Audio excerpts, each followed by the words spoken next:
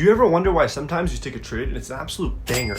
Zero drawdown, no pullbacks, and TP gets hit within minutes. While other times you'll place a position and it'll either slowly grind you to take profit, or it'll just flip back and forth feeling almost completely random and then finally hit either take profit or just stop you completely out.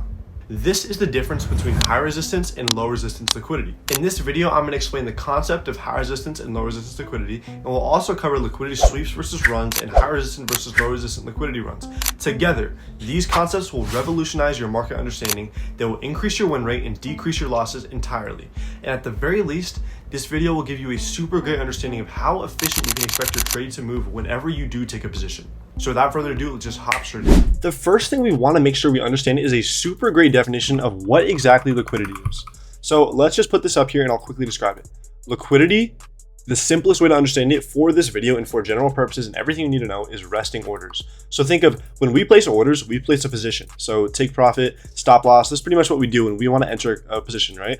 This is an order. So order one, this would be a buy limit. This will be a sell limit.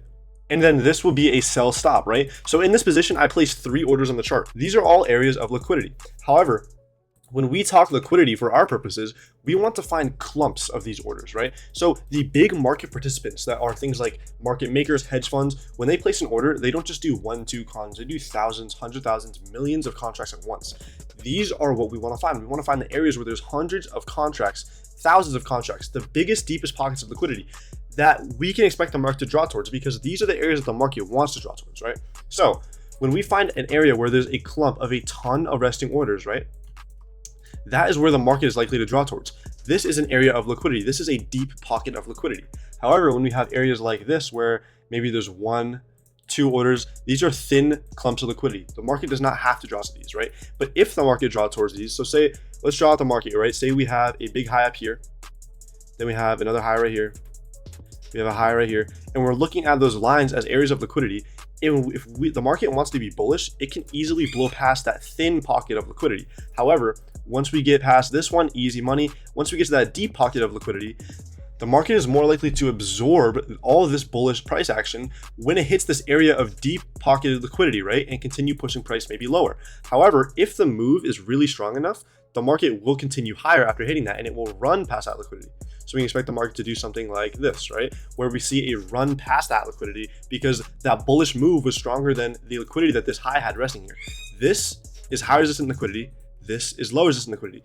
That is a general explanation of liquidity. So now, how do we actually figure out what is high resistant and what is low resistant liquidity? The simple explanation is to think about this very subjectively. High resistant liquidity is something like this, where we see a move, we see, say, some kind of liquidity build up, right? We see a sweep of that, and then we see a displacement lower, right? This is high resistant liquidity. That little area right here, this high will now be high resistant liquidity because it has swept a form of liquidity, and it is a very easy to spot dominant high in the market that when we look at this landscape right now, this is the only high that I see. This is the big high. This is the high resistant high. If the market comes to this, it is likely to encounter a high amount of resistance, so it sweeps it and then is likely to continue lower. That's how we can think about those highs, right? However, let's draw this out a little bit differently here. If we have an area like this, where we see our liquidity build up, the sweep, and then we start seeing the market do something like this, right? Where it starts placing in stacked highs, right? Stacked highs, right? All the way to this point. This is our high resistant high. However, is this high resistant? No, because there's highs above it, right? This high is a high resistant? No, it's low resistant, right? So all of these stacked highs are what we can expect to be low resistance liquidity with pockets of thin liquidity, right? We do not expect there to be a lot of orders resting here because there's just so many highs. And think about this subjectively. These small highs are pretty insignificant. Well, this high up here is very significant, right? This is where we can expect to see the deep pocket of liquidity of a ton of resting orders, right? Well, we can expect all these highs to have a thin pocket of liquidity. So if the market now, let's say we tap into some kind of area right here, say it's a fair value gap, and the market wants to start acting bullish, it'll do its regular turnaround. So let's draw this in. We'll see some kind of move, manipulation, leg displacement. It will push past first those 2 highs, right? And it will continue moving efficiently past these with low resistance because these are low resistant highs, right? This is low resistance liquidity. Now, it will continue running past these highs until this, which would be our drawn liquidity, which is that high resistant area, that area that has a ton of orders that price wants to fill because the job of price is to go fill orders, right? So if price is going to go ahead and hit this area, this is an efficient area for price to go ahead and fill. This high up here, the high resistant high that has deep pocketed liquidity. It has a ton of clumped resting orders. That's where price wants to go. So we can then look at this and we can then classify this as a ton. This is a high resistant high. This is low resistance liquidity, low resistance liquidity. This is all low resistance liquidity. And then on the way up, when we completely go ahead and run this, it's sufficient price action to go ahead and do a low resistance liquidity run. But also a lot of times when we see pullbacks like this becomes what? This becomes all low resistance liquidity, because now imagine the market wants to sweep this and start acting bearish, right? So we go ahead and sweep that internal high, we displace. Now we can go ahead and run all of that low resistance liquidity, right? So we can see efficient move to the downside. That is how we need to look at this, right? Market structure, think of this subjectively and look at this with just simple pattern recognition. The next topic we need to look at and fully understand to get a great grasp of just how efficient the market will move towards a draw on liquidity will be liquidity sweeps versus runs. So let's quickly draw a little bit of a thing, right? So let's see liquidity sweeps on this side versus liquidity runs on the other side. We can expect when we see a liquidity sweep, we'll see some kind of high resistant high put in, and then we'll see a sweep of that level. And once it gets tapped, it will usually either wick it or make a very shallow body closure over that level. And then we'll see price to the other side, right? So we see some kind of liquidity sweep on this level. So this would be buy side liquidity. Then we can expect to see efficient price action in the opposite direction. That's a liquidity sweep. It sweeps that level and pushes in the opposite direction. What is a liquidity run? Where we go ahead and we run past that high with displacement. And in this, we'll typically not see any kind of wick. We'll see a strong body closure, a couple levels above that area, right? And from here, we can expect to see maybe this become a order block to use as support to push us higher, right? This is a liquidity run. So the defining difference between how we can actually do this is simply by reacting. We don't have to predict that the market will run a high or sweep a high. We just have to watch and see if it does. If it closes with strong closure over the high or the low, that's most likely going to be a liquidity run. If it closes with shallow closure or it completely makes a big wick and we start seeing pressure in the opposite direction, that will be a sweep. Now that we understand both low resistance liquidity and high resistance liquidity, and as well liquidity sweeps versus runs, we can now take a look at different types of liquidity runs, and this is how we'll absolutely change your trading with this video. When I say a run of liquidity, I'm looking at an entire move of liquidity. So you can think about this subjectively. When we see a move of liquidity, like let's just move lower, right? This is a type of liquidity run, right? This lower move is a type of liquidity run. This is a type of liquidity run. This is a type of liquidity run. This right here, this up here, this down move, all of it is different types of liquidity runs. So we can classify them as low resistant versus high resistant, right? Low resistance liquidity run will look something like this. It will be efficient, strong move to the upside. Versus a high resistant run will look something like this. It will be much more sideways, maybe sweeping some kind of internal high, eventually getting lower, right? And the thing to look at is how this will take something like a third of the amount of time that this will to move the exact same amount, right? So what do we want to be trading? If we want to take the most efficient, best bangers ever, we want to be trading this low resistant run. Like I want to take a trade and I want it to take profit within minutes, right? Don't we want a fast banger that's just so efficient we don't even have to worry about it? I don't want to sit in a trade like this where I'm taking a short and it's just barely moving. It's coming back in and out of drawdown, doing all this kind of funky stuff to eventually hit my take profit. Like no. So how can we objectively figure out where we see low resistance liquidity runs versus high resistance liquidity runs? The pairing that you will see is you will see typically with a ton of low resistance liquidity. So let's start to draw this out. See some kind of move like this, putting in an imbalance of price. So let's draw this in, imbalance. Typically with a ton of low resistance liquidity, so something like this, you will see it tap into a key level, manipulation, displacement out of that level, and this will be the start of the low resistance run, right? Which will then go ahead and efficiently go ahead and hit take profit. So what do I want to trade? Do I want to trade this downside right here, giving me whatever kind of R, but taking a ton of time and I'm not really that confident with the trade? Or do I want to bang something that's super efficient and literally hits my take profit within a couple minutes, right? I want to take that low resistance side every single time. And I don't know anyone who wouldn't. So we have to understand this. This becomes low resistance liquidity, which is paired with a low resistance run, right? Now, low resistance liquidity is comprised of a high resistant run, right? So look at this.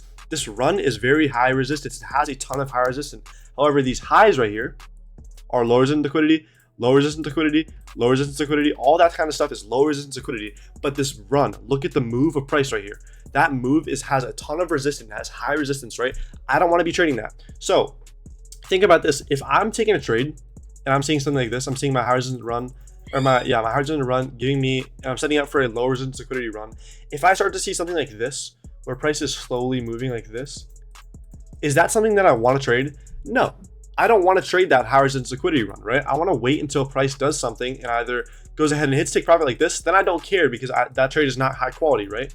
Or we can see something like this happen where it makes an efficient run to the downside, and that becomes manipulation to push us higher.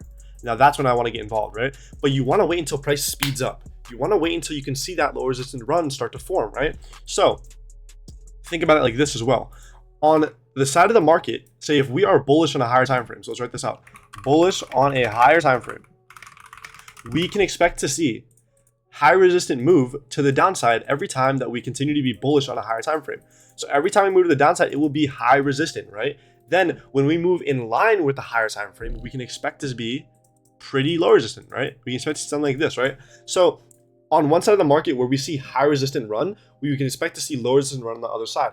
That is the simplest way to explain this, right? And the way to do this via pattern recognition is to understand that low resistance liquidity runs happen when we have tons of stacked highs, right? When do they not happen? They don't happen at areas like this where we see maybe stacked highs, everything looks good to see some kind of low resistance liquidity run, but we have a big imbalance right here. We can't expect to see price push into here and then act efficient out of this. We cannot expect to see that because we have this imbalance sitting in the way, right? We want to wait until price does this. Two things price can do here.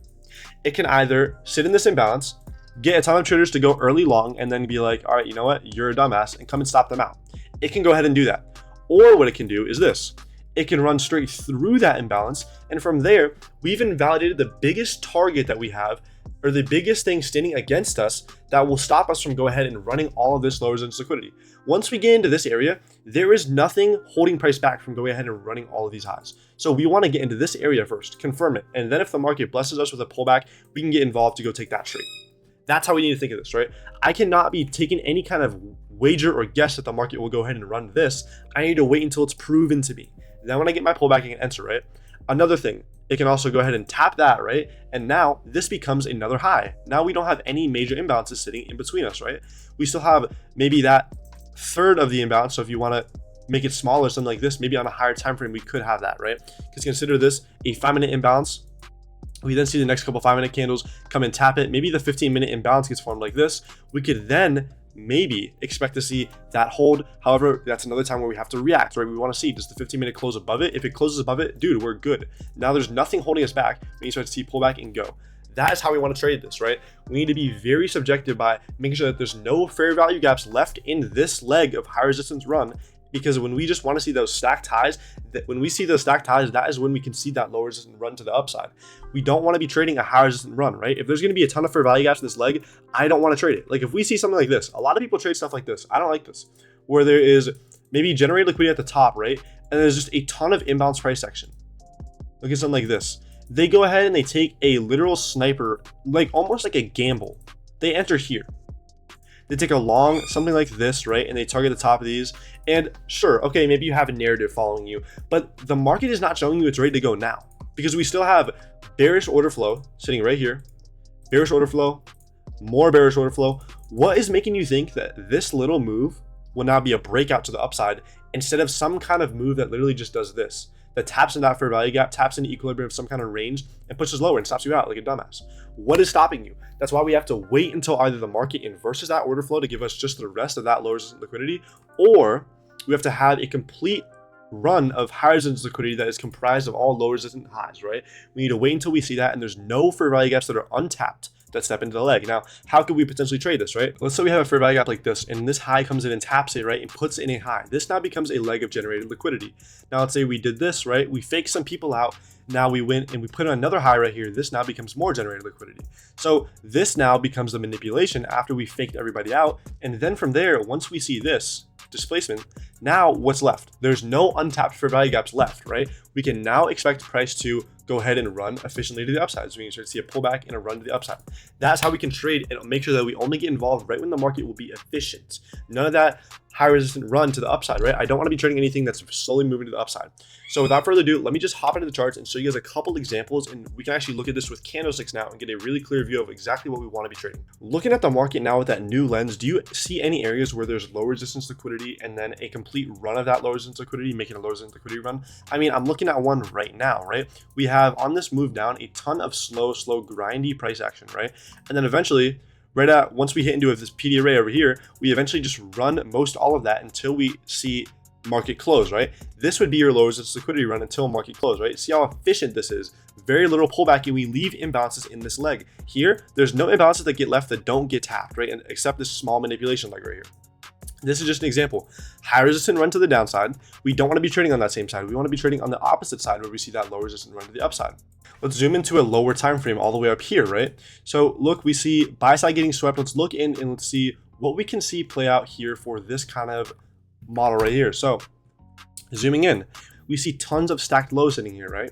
So right when market opens at 9:30, we go ahead, we manipulate that high, and then we go ahead and make literally a couple candle displacement imbalance move all the way to go run all this liquidity, right? And if you look right here, if you took a short at this moment expecting it to go take this low, this leg just became another piece of generated liquidity that the market went ahead, and once time and price aligned, it then listened to you and it then went and ran, right? So if you don't wait till time aligns, then you will not see time and price align an efficient move, right? That's how we get those efficient moves. So look at all of this high resistant move, right? This eventually will all get inversed, and if we look, it all got inversed eventually, right? Now look at this. Low resistant move to the upside, we leave imbalances, we make high resistant moves to the downside, and then we make low resistant moves to the upside. Look at the market in this way, and it will change everything that you do. And if you see moments where there is low resistance to the upside and low resistance to the downside, that is a moment of probabilities. You have to understand the market works in probability. It is not a linear code system where high resistant, low resistant, high resistant, low resistant. No, this is a market of probabilities, right? What you're looking at could be manipulation. If you think this is low resistant and then why is this low resistant, it could be manipulation. Look, this was manipulation to go push back into the value gap, push lower. Maybe this was manipulation to the upside to go sweep internal highs. We need to think about this as a game of probabilities, right? And understand that the market is always switching sides. It's always switching bullish versus bearish. That's how we need to look at this and think of it like that. Let's go find more examples. Right here, we see tons of high resistant moves to the upside. This is all one high resistant run, right? So this lasts how long? 5 hours, 41 minutes, right? We tap into this buy side level up here. So let's quickly mark that out. Most likely putting in some kind of SMT with ES on this high. So to go ahead and mark that out too. So now we have buy side swept, SMT put in place. What do we look for? We need to expect to see some kind of dip to go ahead and sweep out all of this liquidity. Maybe not the high resistant one, but we expect to see all of this low resistant liquidity get tapped, right? So why does price move and not go ahead and hit this level? So if we look, 5 hours, 41 minutes to make this super high resistant move, all of these stacked highs, price goes ahead and inverse 90% of it within 40 minutes, right? So it was literally like an eighth of the time how quick this was compared to how slow all of this was, right? So this is what I don't want to trade any of this. I want to simply be trading this low resistant move to the downside. Why does price go ahead and not take this high resistant liquidity piece right here? Because a lot of the time the market will leave this as more generated liquidity. Because if we look, we have this internal model right here where we see all of this generated liquidity and we see a run of it, right? Now, if we zoom out, why do we not take this low? We expect to see that model completed, right? Well, maybe if we look, what does this low become on a higher time frame? Zooming out, it's another left low. Looking over here, we have another low. We have a couple lows left over here. Looking out, why did we go ahead and we didn't run all the way down to this low? Because we want to pull back to the imbalance and we want to place in another low. Why did we come back and not run this low? We want to pull back to the imbalance, place in another low. Same thing over here. And same thing that I can expect us to do. And we did with this high right here. So if you look, we've been stacking lows, going right here. Let's look again. After we see this move to the downside, why do we not go ahead and run all of this liquidity down to this low? Well, if we look and we zoom out 15-minute, we see this all is generated liquidity. It's a high resistant run to the upside. There's tons of resting highs right here. However, this area, there's none. This is all imbalance price action. Price wanted to come back, fill the imbalance, and then leave another area of liquidity for us to go ahead and run later. Look, more. We have more right here. We have more down here. We have finally high resistant one right here within terms of this model. Let's zoom out a little bit. Why did we go ahead and displace and not go run all of this, right? All of these low resistant lows, we went ahead and took out. However, we pull back to this imbalance area that price wanted to seek, and then we blast off of that. So we leave this low, we leave this low, we leave all of these lows, right? Why is the market doing this? Because we have a bullish trend. And as well, what can we expect it to do with all of these lows? Well, let's look here. We were generating all of these lows right here, and what did we eventually go ahead and do? Take all of them out. But why didn't we check out this bottom low? If you're catching on to what I'm saying and showing you guys right now, the market is completely fractal, and it's been doing this every single time we see any kind of dump. This is showing us how the market works. The market generates all of this liquidity for itself to eventually go run. But look, even in this big overkill moment where it went ahead and ran all of that liquidity, it still left one. And it's still placed in this low for itself to now leaving another low there. So let's zoom even further out. Let's go 4 hour. What do we now expect all of these lows to become? Zooming out, look. Why do we run all this liquidity, but we didn't take this low? We didn't take this low. These are all more lows the market is stacking. This is how the market works. It generates liquidity. The market generates liquidity, right? And it will go ahead and it will eventually run this, right? It is not my job to go ahead and wake up and short every single day because there is resting liquidity, but it is my job to wait until the market shows me it's time to go run that liquidity. And now, being able to understand that we've been leaving lows, we can eventually expect to see when we get massive displacement back in this range, we can eventually expect to see all these lows get ran if the market wants to go that deep. However, I'm going to tell you guys right now, there's a very, very, very high probability that we go ahead and we run all of these lows eventually. It might not happen soon, it might not happen next week, tomorrow, but eventually it can come, and it definitely will happen, because there's no way the market generates liquidity, which is its job to generate liquidity, go ahead and run that liquidity and fill and exit positions. That's what the market does. That is how liquidity works. Low resistance versus high resistance liquidity. We want to be involved in these low resistant runs, right? Not these slow, choppy moves to the downside, to rebounds. We want to be involved in these low resistant runs to the upside. That's how it works. So I hope you guys could find something from this video that you enjoyed. If you like that breakdown at the end, if you like how I explain liquidity concepts, market maker concepts, go ahead and watch some of my other videos. I have super great guides and psychology guides, market maker guides, on a ton of different stuff that will absolutely revolutionize your trading. Please, I beg you, look into these concepts and allow them to change your trading. Don't come into these saying, I don't need these, I have my own way of explaining them. Look at these and see if they're useful for you, use them. If they're not, don't use them. Look at these and understand them, what they are, and I pray that these can change your trading. Thank you guys for listening, and I hope you guys all have a great one. Peace out, boys.